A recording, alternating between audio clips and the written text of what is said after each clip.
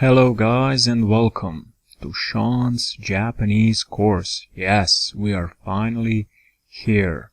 And in this very first video, we are going to talk about the Japanese writing system. The Japanese language actually has three types of characters: hiragana, katakana, and of course kanji or Chinese characters.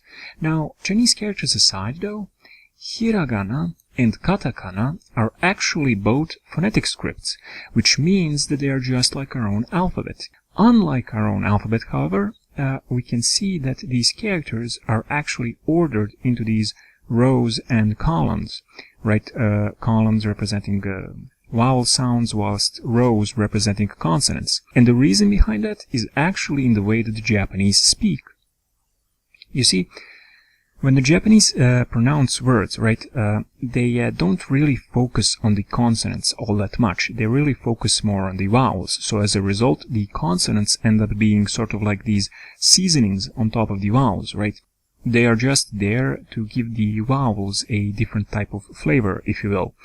So as a result, when they produce a sound like kakiku keiko, even though we, represent these with two characters, right, like ka, k-i, k-u, k-e, k-o, to the Japanese, it's just a single sound, so it's represented by a single character.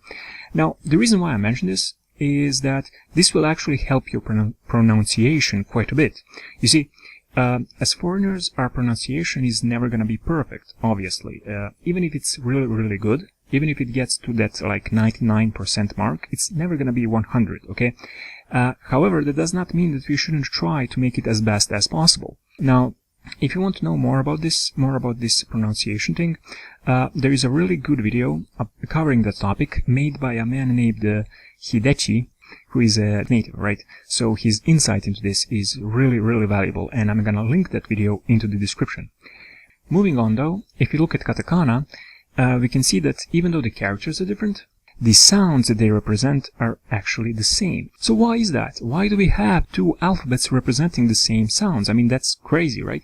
Well, you see, katakana is actually used to write out foreign sounds, or rather foreign words, right?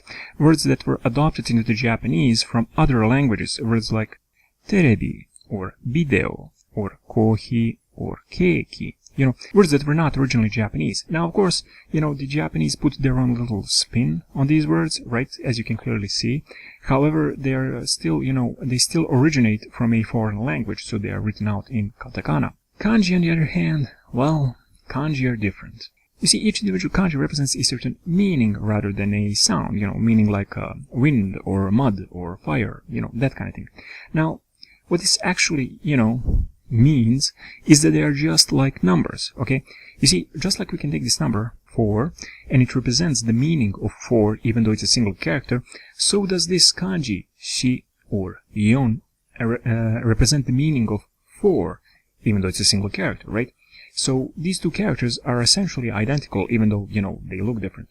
And just like we can take individual digits like this 2 and 3 and 5 and combine them into this new number like 235, we can also take individual kanji like this, like this kawa, meaning a river, and this ue, meaning up, and get this new combination kanji, kawakami, meaning upper reaches of a river or upstream, if you will.